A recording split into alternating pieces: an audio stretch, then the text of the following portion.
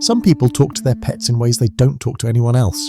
They sit on the floor telling their dog about a fight they had, or complain to their cat about someone who hurt them. Sometimes they whisper their deepest secrets, and sometimes they just stare into those innocent eyes and feel something soften inside their chest. To some people, this looks strange. It looks childish. It looks like a sign that someone is lonely, or that they can't handle real human relationships. But the truth is so much deeper. Psychology says that people who talk to their pets like they're human are not avoiding connection. They're practicing the safest form of connection they've ever had. Because when they talk, their pet doesn't roll their eyes, they don't interrupt, they don't judge, they don't try to fix anything or make the person feel small, they just stay. They listen with their whole body. Their stillness becomes comfort. Their presence becomes safety. Their silence becomes permission to finally feel what they've been hiding all day.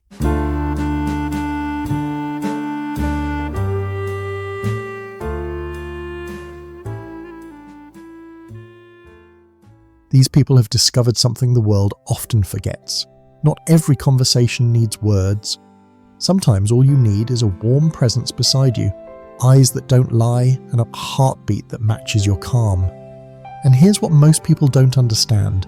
When someone speaks to their pet like a person, they're not pretending, they're not confused, they're responding to something real, something powerful happening inside the brain. Neuroscientists call it emotional mirroring.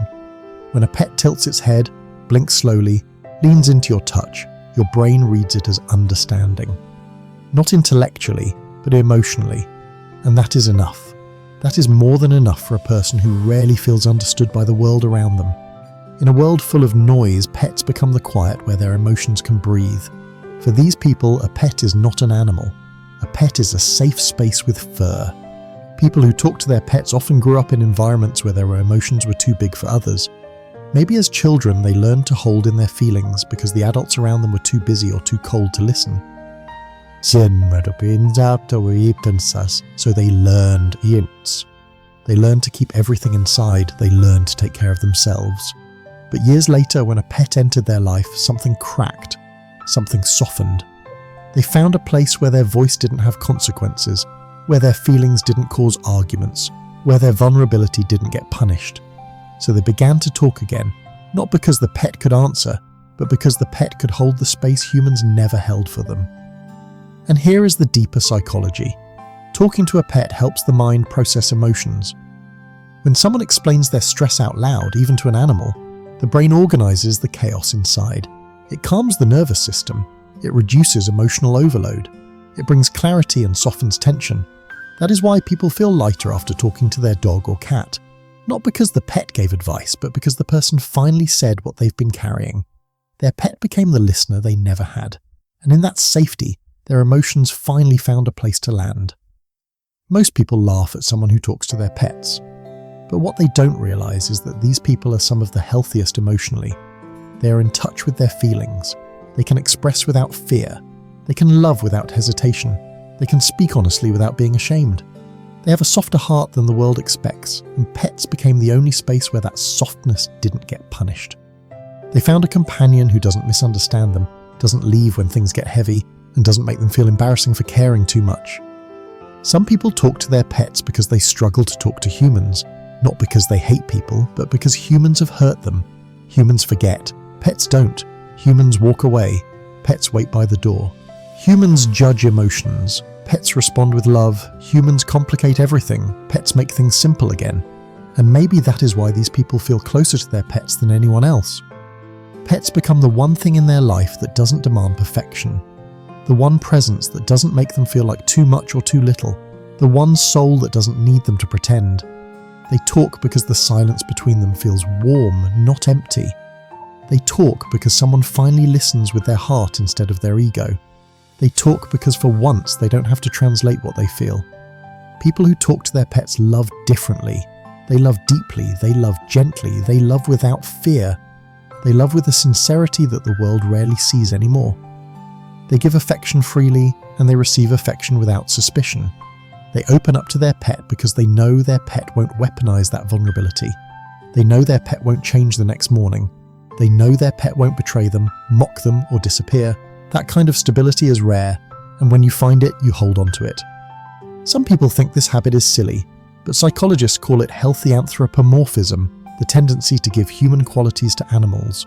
And instead of being a flaw, it's a sign of strong imagination, high empathy and emotional intelligence. These people bond deeply. They notice details others ignore. They trust slowly but wholeheartedly. They are more likely to be compassionate, creative, reflective and emotionally present. Their pet becomes a mirror, reflecting back the parts of themselves the world often overlooks. And in that reflection they find comfort, healing and connection.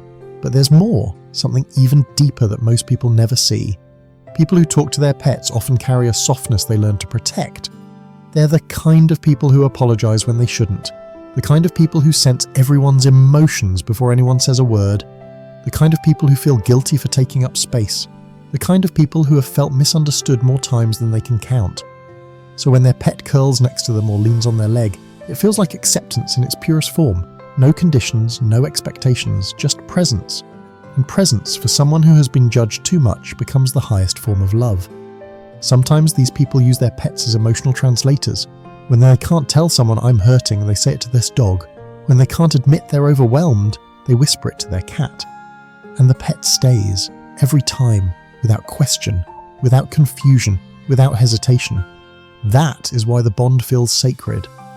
Because somewhere along the way, they realize something heartbreaking. Humans might leave, but pets don't.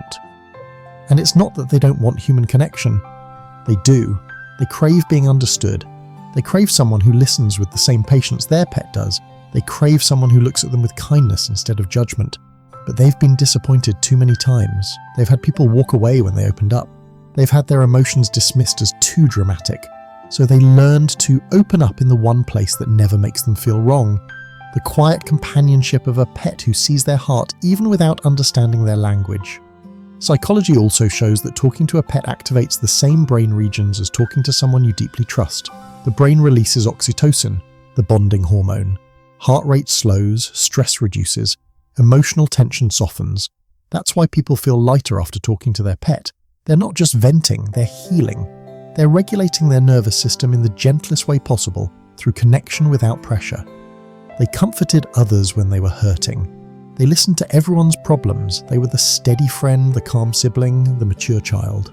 They became the person others leaned on, but nobody was there to hold space for them. Pets became the first companions who didn't ask for emotional labor, the first presence that didn't demand anything in return, the first relationship where they didn't have to be strong. Some even talk to their pets because their pet is the only one who has seen every version of them. The tired version, the angry version, the crying version, the excited version, the scared version, the hopeful version, the broken version, and the version that's still trying to hold everything together. Their pet has watched them fall apart quietly at 2 km and has curled closer without asking questions. That kind of loyalty makes silence feel safe again. People who talk to their pets also experience something called emotional projection in a healthy form. They use their pet as a safe mirror. They say things like, "You're such a good boy," or "You deserve the best," without realizing they are speaking to themselves too. Sometimes the kindness they can't give themselves finds its way through the words they offer to their pet. Their affection becomes a reflection of the love they once needed. But there's something else, something beautiful. These people don't just talk to their pets because they reupload them. They talk to them because they see humanity in them. Not literally, but emotionally. They see the way their dog tilts its head when they're sad, and the way their cat curls closer on hard days. The way their pet senses pain before a single word is spoken. It feels almost like language, like communication beyond sound. For someone who has felt misunderstood by humans their entire life, this silent understanding feels magical. But people don't understand that this small act saves lives quietly. It gives people a reason to get up in the morning. It gives them a sense of purpose. It gives them someone to take care of, someone who needs them, someone who would be lost without them. For many, that responsibility becomes the anchor that keeps them steady when everything else feels unstable. These people aren't weird. They're emotionally evolved. They connect deeply. They love wholeheartedly. They feel intensely. And their pets become the one place where all that intensity feels wanted instead of overwhelming. They talk to their pets because the world feels too sharp, too loud, too confusing, too fast. But their pet feels like home. They're not avoiding relationships. They're healing through the only relationship that never betrayed them. They're not escaping reality, they're creating a soft corner inside it.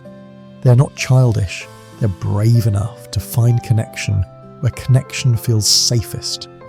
They're talking to the soul that stayed beside them on the days when they couldn't even stay beside themselves. So if you're someone who talks to your pet like they're human, remember this: you're not strange, you're not broken, you're not lonely in a sad way. You're simply someone with a heart that notices things others overlook, someone who feels more deeply than you admit, someone who has been hurt but never lost the ability to love, someone who found comfort in the one presence that never asked you to be anything other than yourself. Talking to your pet is not a weakness. It is a sign of a heart that still chooses connection, even after everything.